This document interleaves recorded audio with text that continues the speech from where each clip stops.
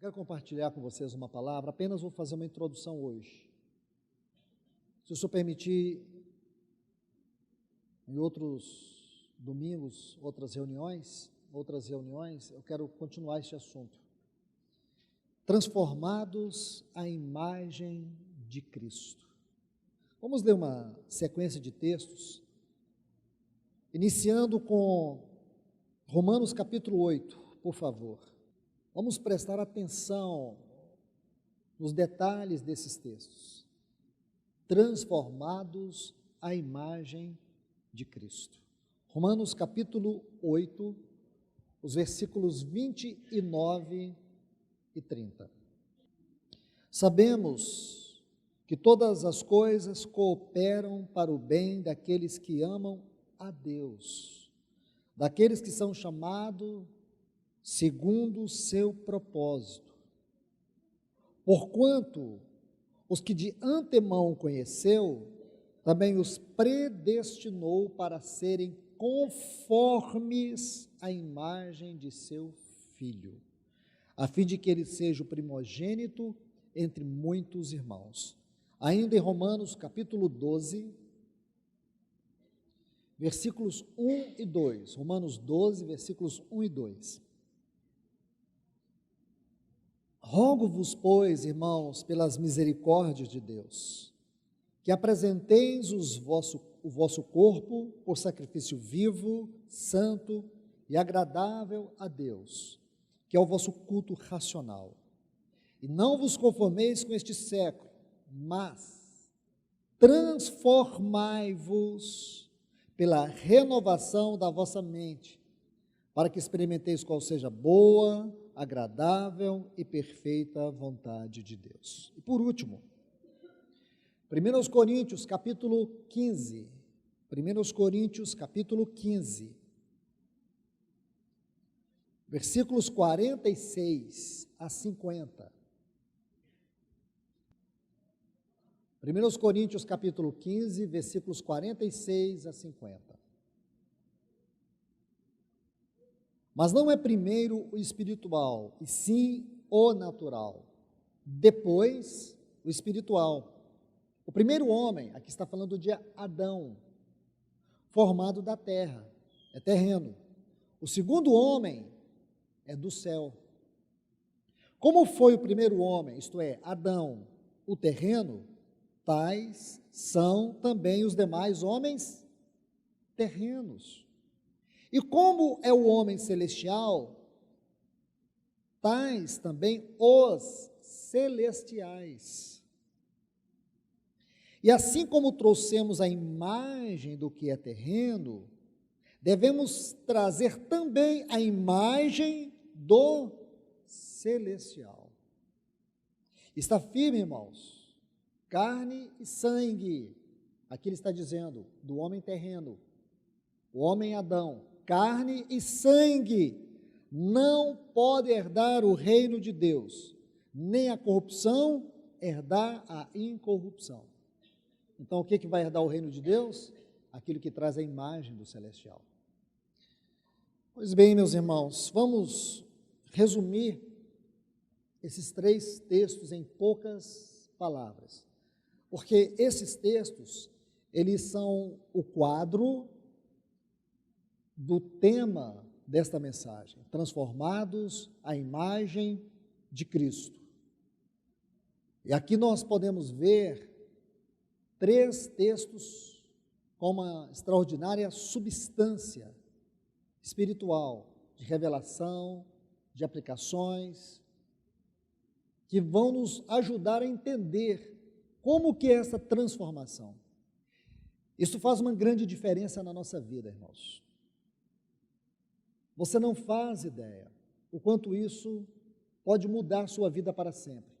Eu digo para vocês, e não estou aqui fazendo nenhum julgamento, mas eu digo para vocês que boa parte, ou um grande número das pessoas que estão aqui, estão num processo muito vagaroso, muito lento na sua conversão. A conversão, ela é progressiva, ela não é estática. Uma outra coisa que eu vou afirmar. Possivelmente, a grande maioria de vocês aqui, nunca pararam para estudar sua mente. Ou vou abranger um pouco mais, sua alma. Embora o enfoque é mente, então volto aqui para a mente. Vocês se preocupam com o corpo. Hoje é uma moda, não estou dizendo que está errado, não estou exercendo crítica, mas eu quero dizer o seguinte: o homem moderno, ele se preocupa muito com a sua imagem pessoal, seu corpo. Ele preocupa muito com a sua imagem, com a sua face. As mulheres, os homens, vão para a academia, tomam suplementos, malham, gastam horas, dias, dinheiro, porque elas são infelizes com o seu corpo. Aumenta ali, tira ali, sobe ali, desce ali, faz de tudo para o seu corpo, mas não se preocupa nada com a sua mente. E o problema da sua infelicidade não está no seu corpo, está na sua mente. Compreende, irmãos? Não é melhorar o seu rosto, é a sua mente. O problema da sua estima não foi porque você se olhou no espelho, porque as pessoas se olham no espelho e falam: nossa, tenho que tirar isso aqui, tenho que tirar aquilo ali, tenho que arrumar o nariz, tenho que fazer isso, tenho que fazer aquilo. Não é verdade? Porque olhou no espelho. Mas se você se olhar na luz de Deus, você vai ver coisas piores. São essas coisas que te fazem infeliz. Entende? E você está melhorando a sua imagem. Eu não estou dizendo que está errado não, viu, irmãos? Eu estou dizendo que esse não é o foco principal da sua vida. Eu estou dizendo que as pessoas estão colocando isso como foco principal. Pensa que o tempo que você gasta preocupado com o seu corpo, você gastasse preocupado em exercitar a sua mente na piedade, na devoção. Pense o tempo que você passa na academia malhando, se você passasse aos pés do Senhor orando, como que você seria? Essa é a razão, irmãos, de nós sermos uma igreja. Quando eu falo nós aqui, eu me refiro de maneira geral, a igreja de maneira geral. Ela está lotada de pessoas emocionalmente doentes, emocionalmente escravizadas, insatisfeitas. E essa insatisfação, ela é transmitida na reunião, na vida cristã, no relacionamento com Deus, na oração. Vamos fazer um check-up aqui agora, irmãos. Não é cardíaco, não, é um check-up espiritual, tá bom? Deixa eu fazer umas perguntas para vocês, se você responder para você, seu questionário. Qual é o tempo gasto com a vida devocional? Quanto tempo você gasta com a vida devocional? Vou te ajudar, vou te colocar um parâmetro. Quanto tempo você gasta em rede social? Mede o tempo que você gasta com rede social e vida devocional. Você não tem rede social? Então tá bom, vou te dar um outro ponto para você se alinhar. Qual o tempo que você gasta com filmes, cinemas, jogo de futebol, e o tempo que você gasta com a sua devoção espiritual? Coloque alguma coisa que realmente você concentra os seus afetos, sua atenção. Colocou? É só para ajudar vocês. Não estou fazendo crítica a isso não. Quem tem que te convencer é o Espírito Santo e não eu. Coloque isso aí e coloque do outro lado se você tem uma medida maior, uma inquietação maior, uma busca maior pela vida devocional. Porque se não tem, eu quero te falar, irmão, pode ser que a sua salvação é extremamente periférica. Você está patinando. Essa é a razão da frieza, da indiferença, do vazio. Essa é a questão, porque lá no seu trabalho as pessoas te acham um homem vazio, te acham uma mulher vazia. Esta é a razão porque no seu casamento você não consegue brilhar, você não consegue ser luz. Compreende, irmãos? Aonde está o problema dos nossos fracassos? É na nossa mente. É porque nós não temos vida devocional nenhuma e nós achamos que salvação, eu criei, fui batizado, vou nos cultos e eu já estou maravilhosamente salvo. E pode ser que você recebeu apenas uma salvação religiosa e psicológica. Você nunca nasceu de novo. Esses dias eu estava pregando para um irmão não sei nem se é irmão, mas eu estava pregando para ele. Estava dizendo para ele, irmão, você não nasceu de novo, você não é convertido, você não conhece o Senhor. Você não tem experiência nenhuma de salvação. Imagine, irmãos, porque hoje a fé ficou uma coisa extremamente poluída, de tantos conceitos, de tantas ideias. Eu encontrei um irmão agora que ele está pregando uma mensagem louca. Ele não está muito longe de nós não, embora ele estava muito longe de Goiânia, mas ele não está muito longe de nós não, aqui, ele está na região. Ele está espalhando essa mensagem. E essa mensagem é terrível. Não é uma salvação eterna. Não. É que o homem não peca. Então ele está pregando a impecabilidade. E essa mensagem é muito forte na região do Paraná, foi para a região do Nordeste e infestou muitas comunidades. Eu ouvi e vi pessoas expondo essa mensagem com tanta ousadia, e o irmão sustentando que não peca, nós não pecamos mais. Ô irmãos, nós vamos ter que destruir boa parte da Bíblia, porque essa natureza adâmica, ela ainda está aqui. É por isso que nós temos que compreender o que é o caminho da cruz. Você não pode ficar brincando com os seus pecados, você não pode ficar brincando com a sua mente. Irmãos, é um lugar que não devia, mas ele é ainda obscuro para nós, a nossa mente, os nossos afetos. Todos nós aqui sofremos e nos desgastamos por causa dos nossos afetos. E nesse estudo, meu desejo é lhes mostrar, irmãos, como o Senhor tem tanto me ajudado, como ajudado muitas outras pessoas a entender o que é uma mente transformada. O que é ser conformados à imagem de Cristo? Como nós vamos ser conformados à imagem de Cristo com uma mente poluída, corrupta? Meus irmãos, deixa eu colocar um ponto simples, porém significativo, extremamente importante. Nós somos uma tricotomia. Corpo, que opera por meio dos 5 sentidos, o espírito, que tem 3 faculdades, e a alma, que também tem 3 faculdades. Quando Deus criou o homem, aquele homem de Gênesis capítulo 1 e 2, ele era um homem governado pelo seu espírito. O espírito tem 3 faculdades. A consciência é uma faculdade muito importante no espírito, no espírito do homem, porque a consciência, ela é um ponto de ligação entre a mente e o espírito, porque a mente é uma faculdade da alma. Na mente, a mente ela é tanto receptora, como ela é também transmissora. Então, a mente e o espírito é ligada por meio da consciência. A consciência nos dá tanto uma concepção do mundo real, como também do mundo espiritual.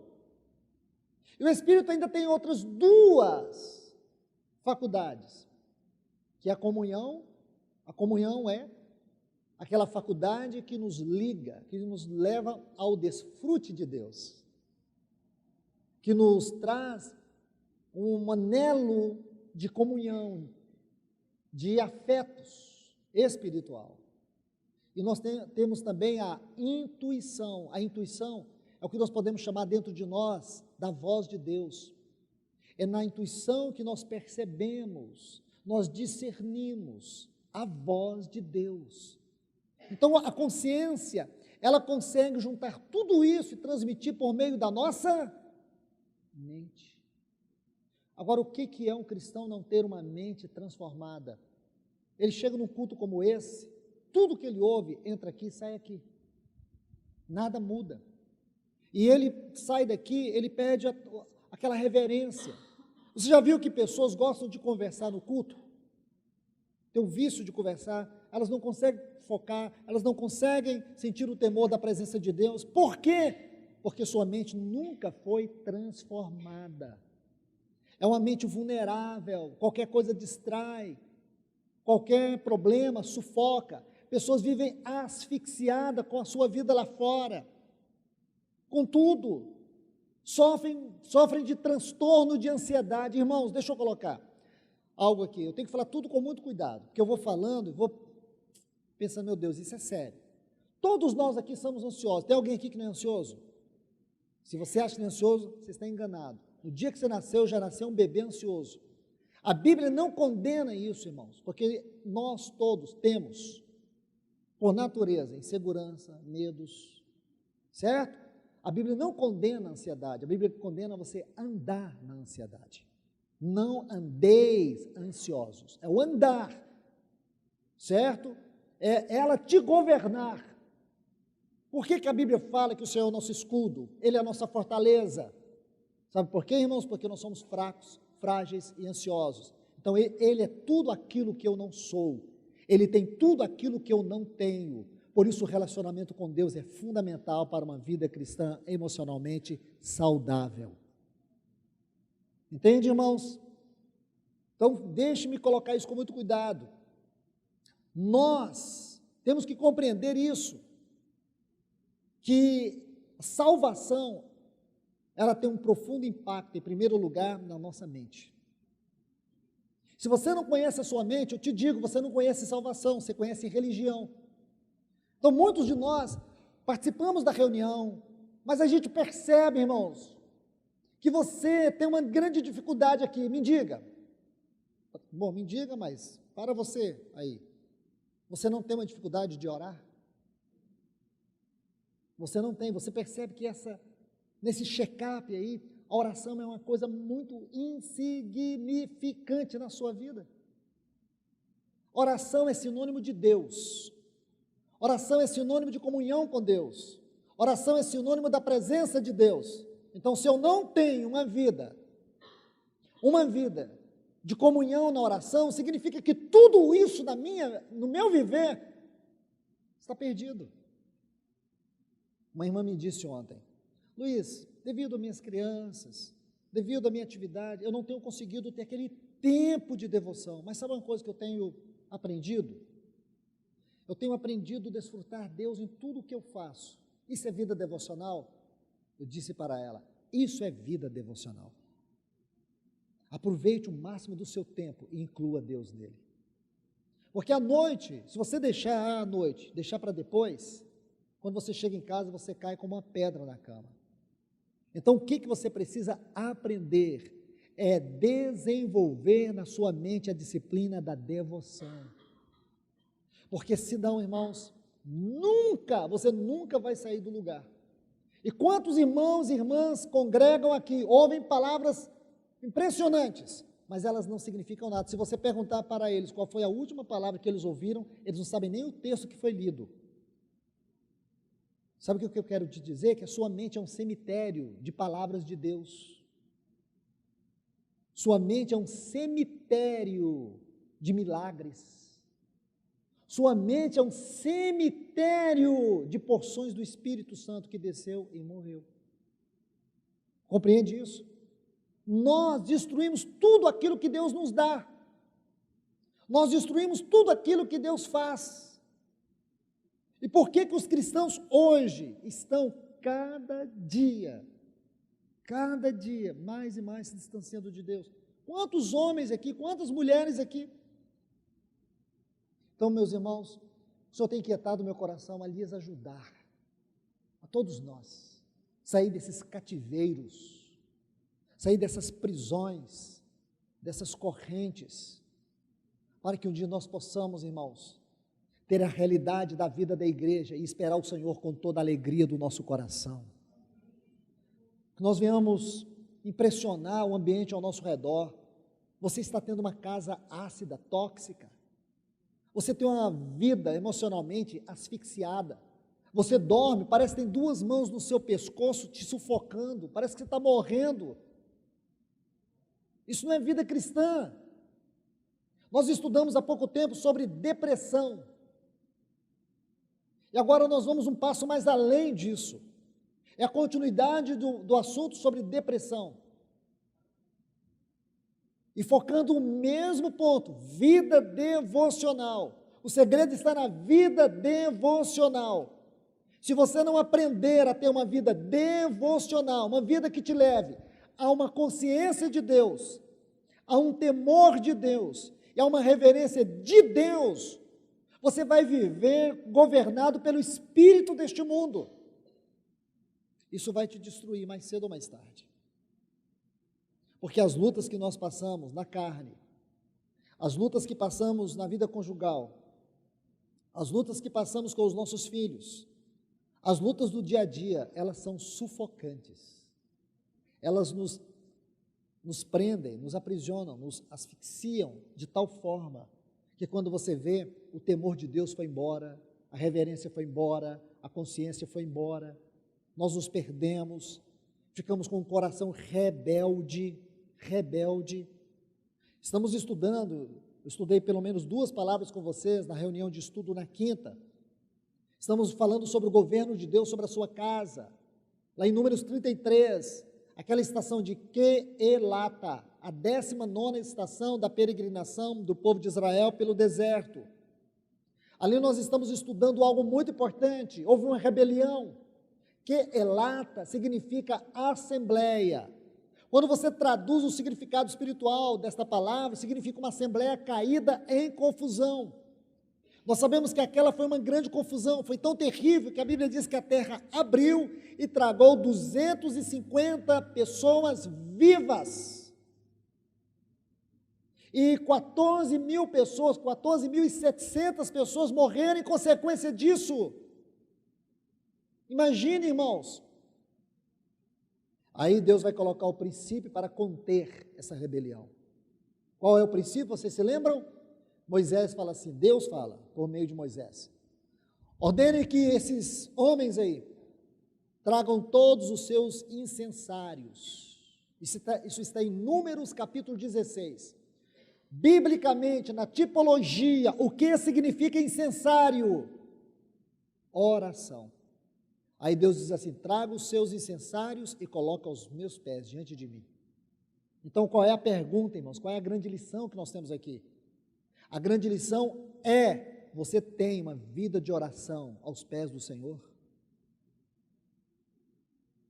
Isso é você que tem que responder, não sou eu. Você tem uma vida de oração aos pés do Senhor? Ou você só ora no momento da comida? Ou suas orações são aqueles pequenos lampejos? Você tem vida de piedade? Você tem vida piedosa? Porque se você não tem, irmãos, você já se conformou com o mundo. O mundo já tomou o seu lugar. A Bíblia diz que nós não podemos servir a 2 senhores. Tem um Senhor aí, você precisa tirar a máscara dele.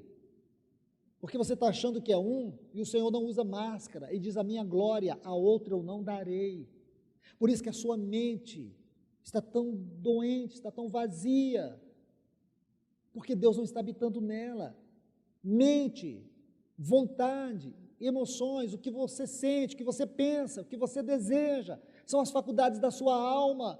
Você está vivendo uma vida almática que nós estamos acabando de ler, não herdará o reino de Deus. Aqueles que vivem sua vida na esfera da alma, no controle da alma, da carne, não herdarão o reino de Deus. Alma somada com carne é igual a perdas eternas. Compreende, irmãos? O Espírito ligado ao Espírito de Deus é o reino, é a vontade de Deus. Então, por favor, entendam isso. Isso é muito sério, isso é fundamental. Observe bem. Vamos olhar cada um desses textos. Como eu disse, eu vou passar bem rápido aqui. Romanos 8, 28 a 30. Nós podemos resumir esse texto assim: o propósito de Deus é nos conformar à imagem de Cristo. Qual é o propósito de Deus?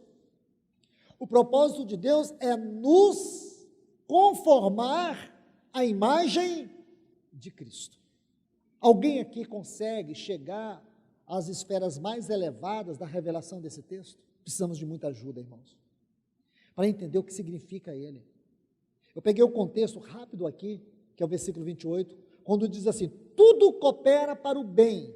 Essa palavra bem precisa ser melhor traduzida para nós. Porque podemos achar que é o nosso bem-estar. Não. O bem aí é o propósito de Deus. Tudo coopera para o bem do propósito de Deus. Tudo coopera para o bem daqueles que amam a Deus, daqueles que são chamados segundo os decretos de Deus. Aí ele vai concluir, porque essa expressão porquanto é uma expressão conclusiva. Porquanto, ele vai concluir. Tudo, escute, tudo na sua vida é um trabalho de Deus. Quando você chegar ao final da sua vida, diante de Deus, você vai perceber que Ele fez tudo. Tudo, você queria que Ele fizesse tudo perfeito, e Ele não fez tudo perfeito. Ele permitiu imperfeições, Ele permitiu limitações, Ele permitiu lutas, Ele permitiu tribulações. Você acha que o seu cônjuge é o grande problema, você acha nele 1000 problemas, e você se vê um homem perfeito, uma mulher perfeita. Talvez você até diga, se tivesse tido uma oportunidade, Deus me desse outra oportunidade, eu não casaria com ele de novo, eu não casaria com ela de novo.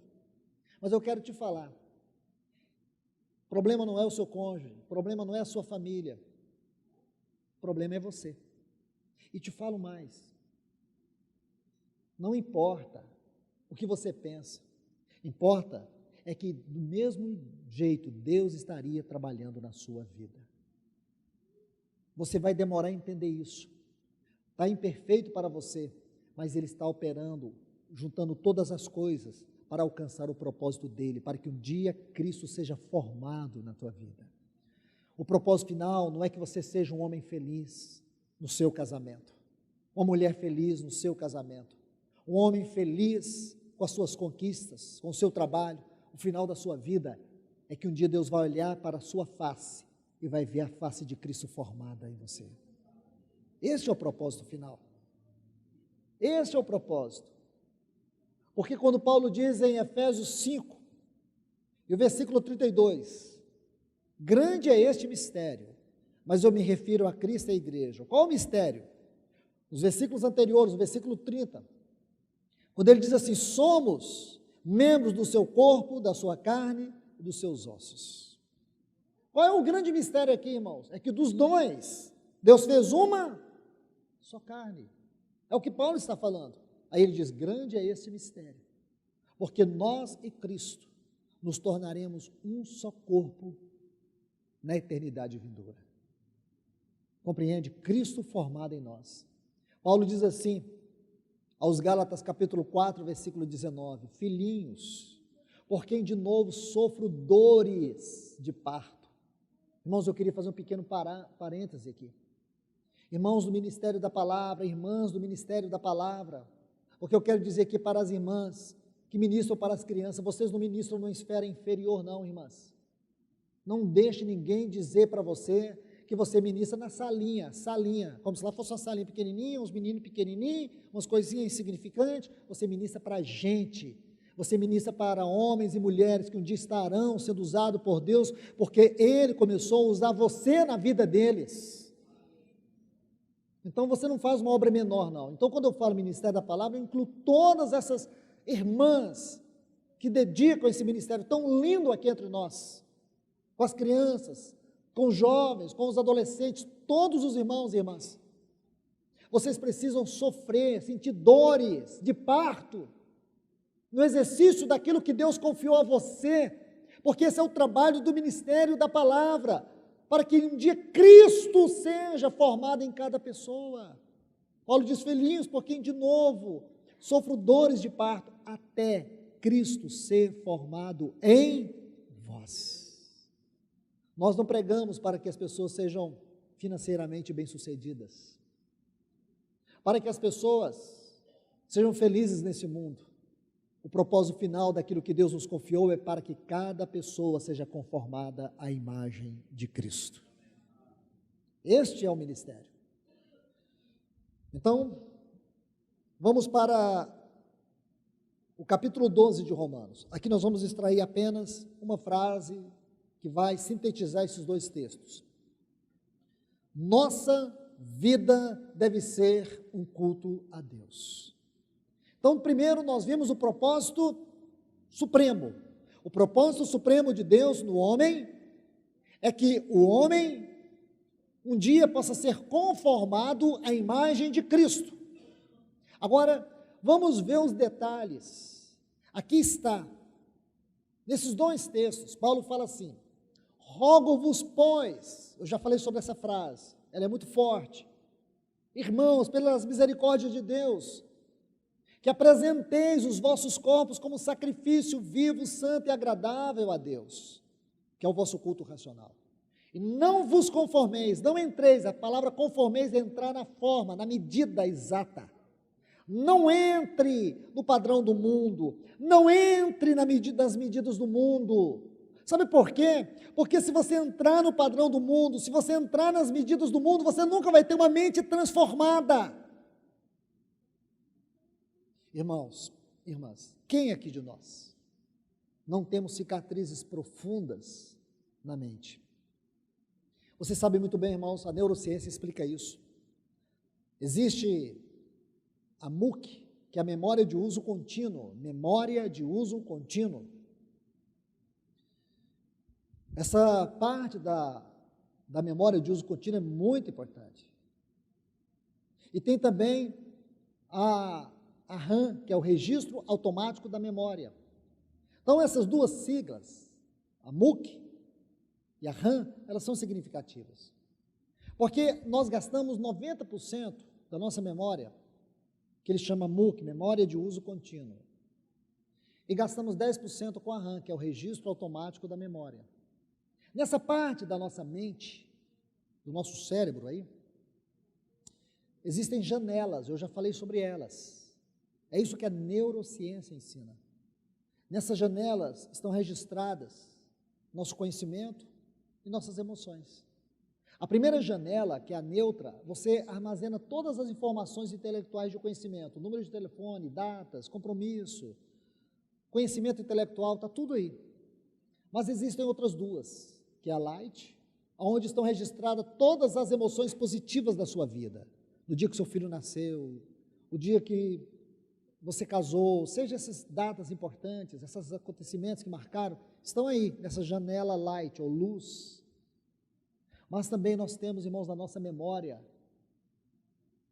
ou na nossa mente, uma janela chamada killer, que vem do inglês assassino, porque é uma janela asfixiante, é a janela que nos aprisiona, que nos mantém em cativeiro.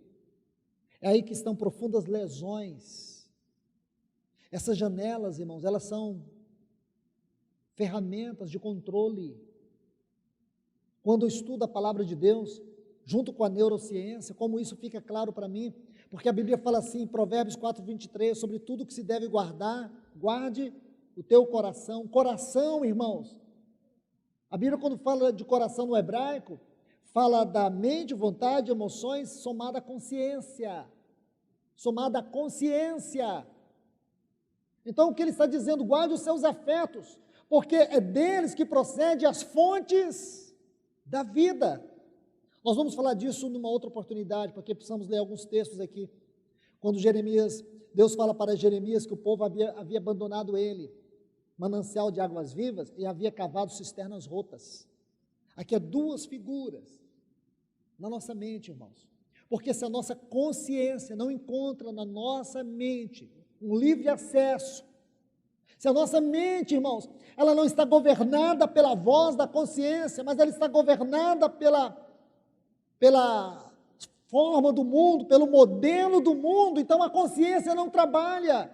Por isso que na Bíblia, no Novo Testamento, você vai ver muitas vezes falar da boa consciência.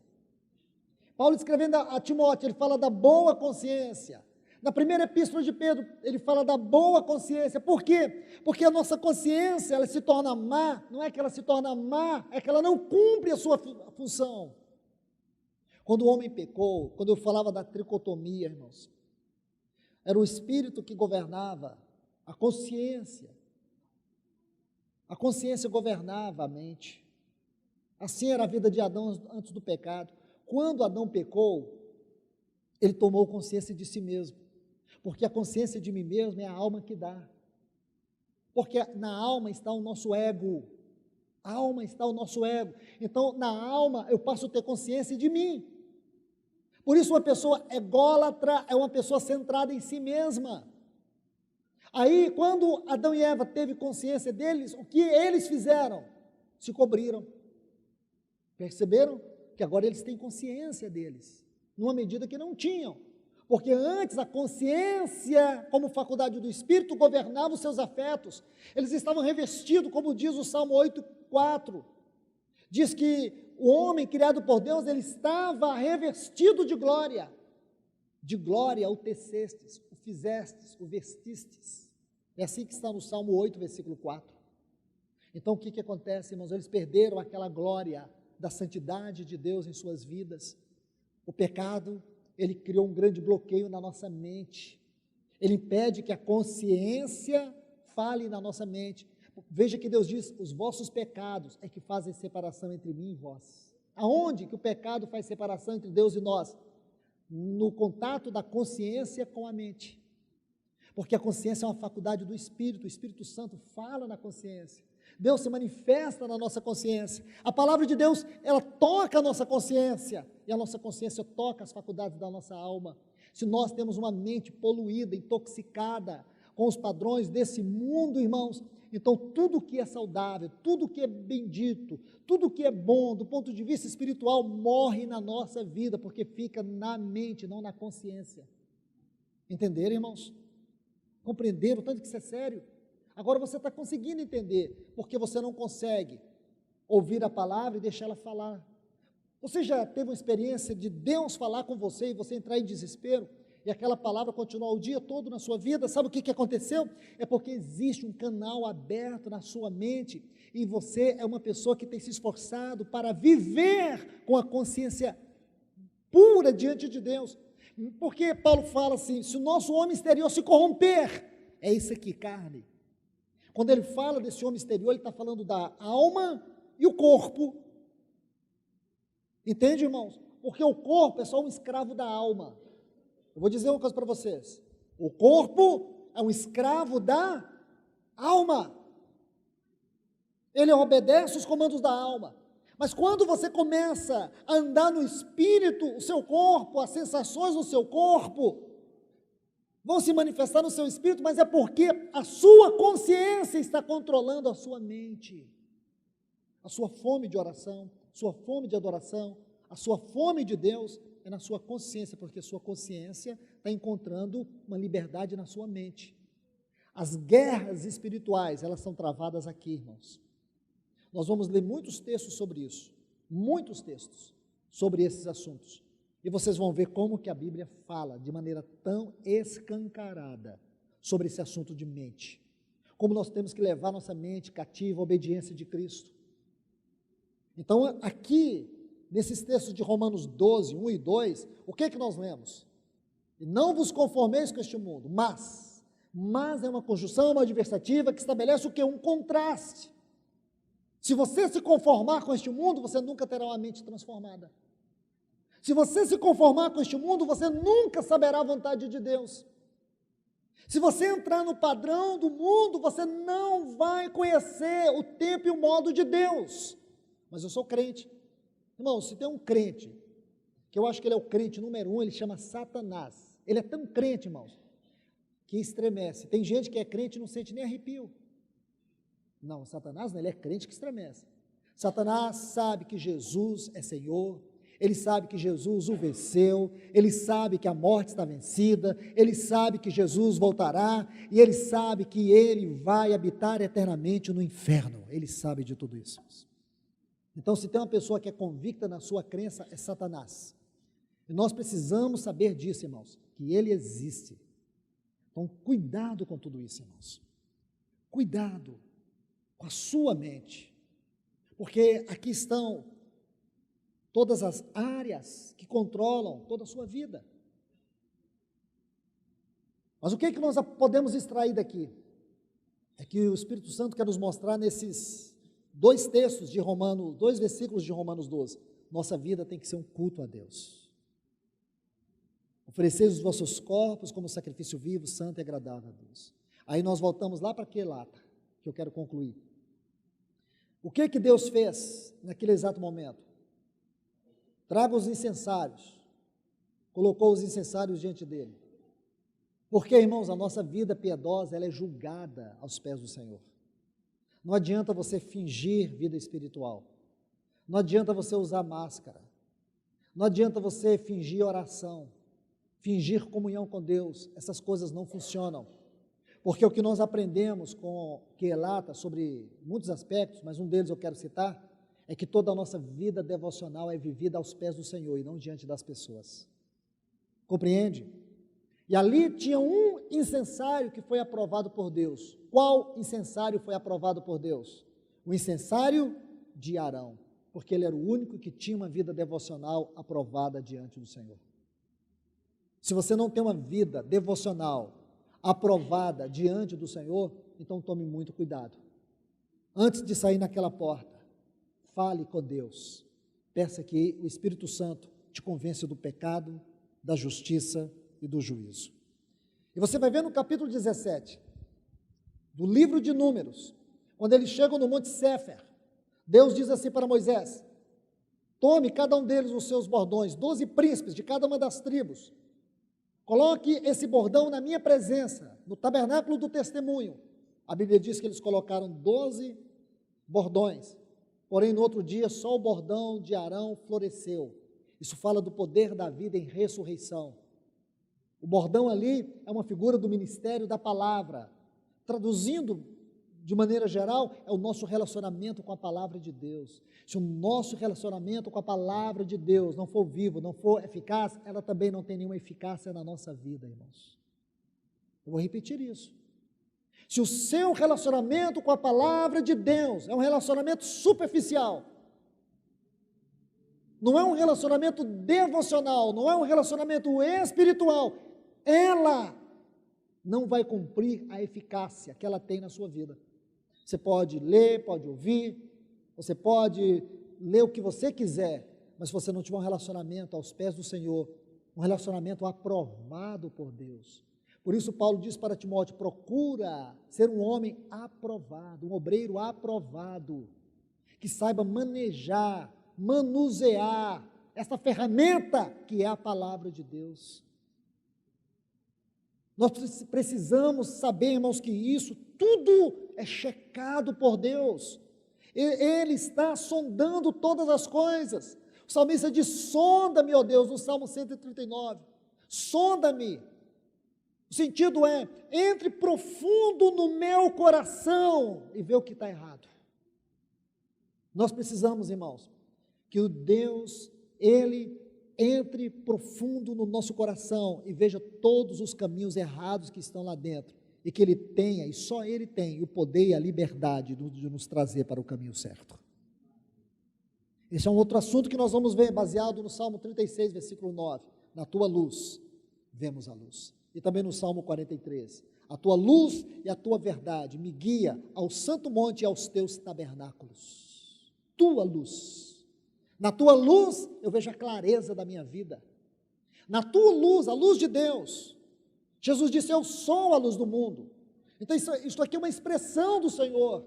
Na luz de Deus, irmãos. Quando eu estou não no espelho da minha alma, mas quando eu estou no espelho da luz de Deus, aí eu vejo. Não é se o meu nariz está torto, está para cima ou está para baixo. Aí eu começo a ver as cicatrizes mais profundas.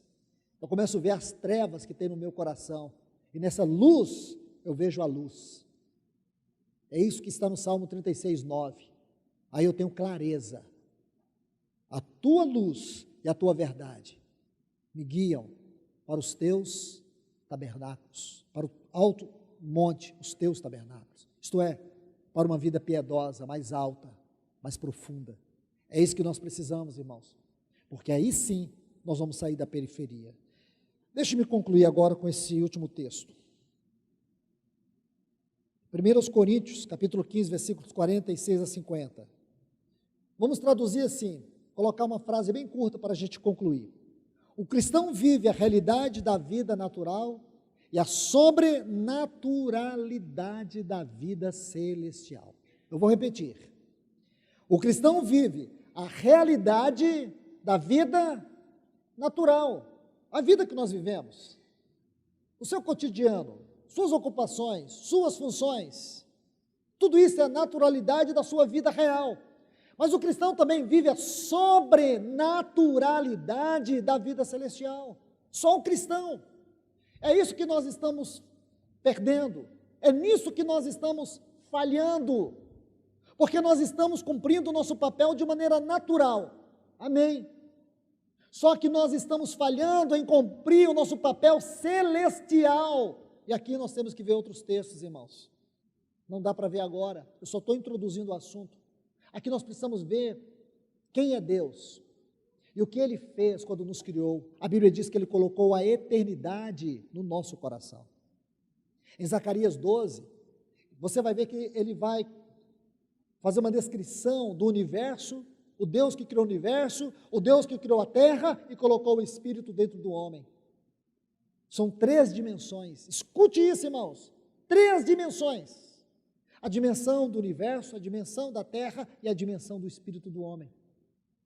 Você pode imaginar quão profundo é o nosso espírito e o seu espírito, o nosso espírito, irmãos.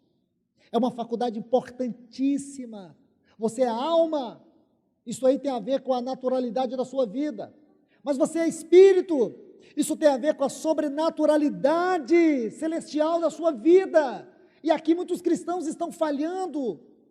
Nós lemos biografias de homens e ficamos espantados.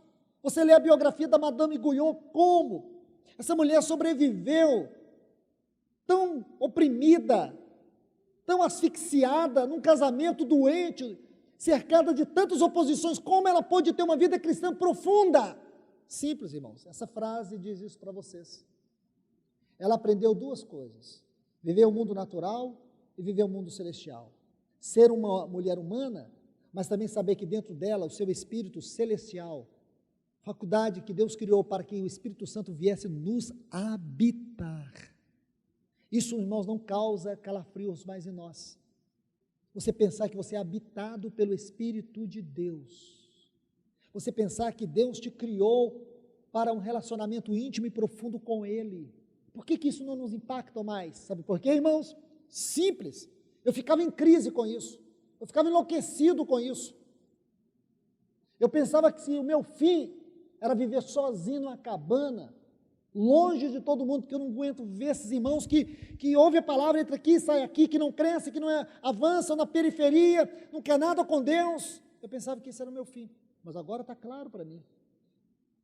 A mente intoxicada, mente que não é transformada, mente mundanizada. Então ainda há um caminho. O Senhor vai nos ensinar sobre isso. E vai haver libertação. Quem quiser libertação, vai ter libertação. Quem quiser cura, vai ter cura. Não faça da sua vida um cemitério. Compreende, irmãos? Faça dele um jardim. Não deixe a palavra de Deus morrer mais uma vez na tua vida. Quantos milagres de Deus você está deixando de desfrutar? O quanto da comunhão, o quanto da presença, o quanto da vida de Deus está se perdendo no dia a dia, da naturalidade da sua vida. Porque você não tem compreendido que há um sobrenatural sobre você. Você está se minimizando. Você está se permitindo o diabo te apequenar em afetos passageiros. Escute, seu casamento é passageiro. Nossos filhos, tudo é passageiro, irmãos, mas eles fazem parte de um propósito nessa vida natural, e está nas mãos de Deus. Suba, aprenda a subir no mais alto da presença de Deus, e ter face a face com Ele, irmãos. Esse é um dos pontos também da mensagem. Se tem uma das coisas mais libertadoras da Bíblia, é o ensino sobre a face de Deus.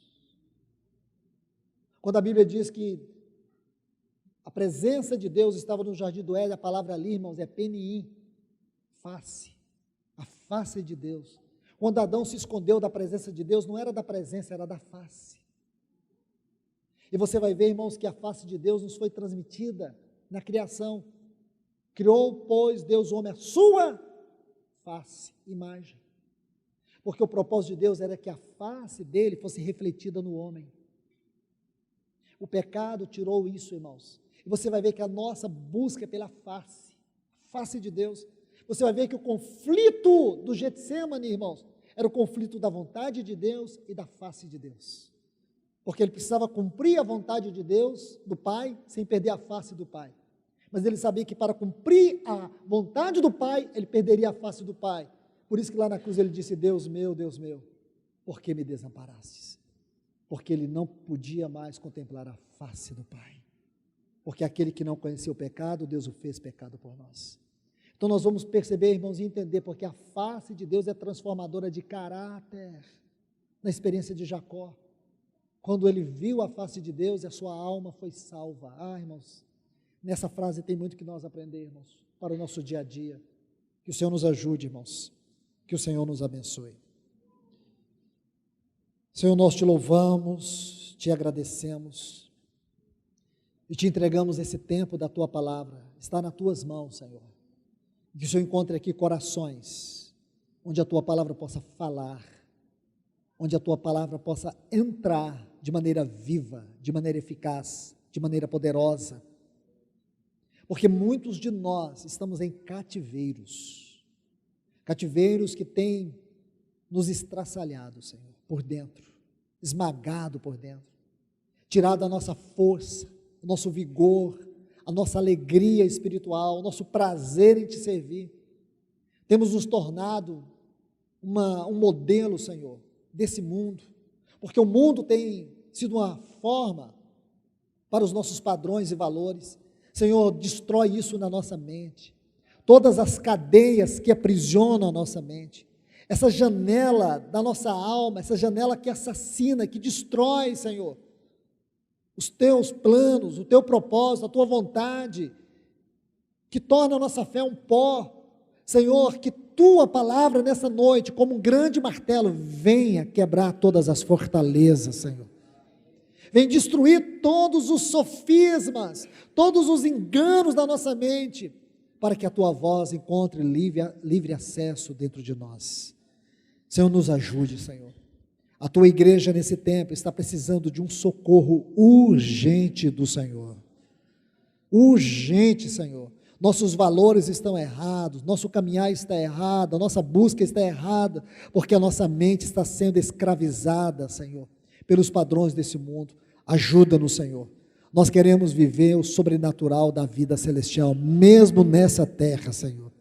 Nós queremos entrar no teu santo templo, na tua presença, e ter liberdade de te adorar, Senhor.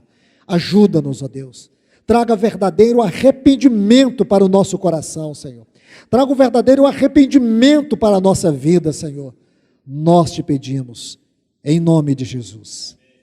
Amém.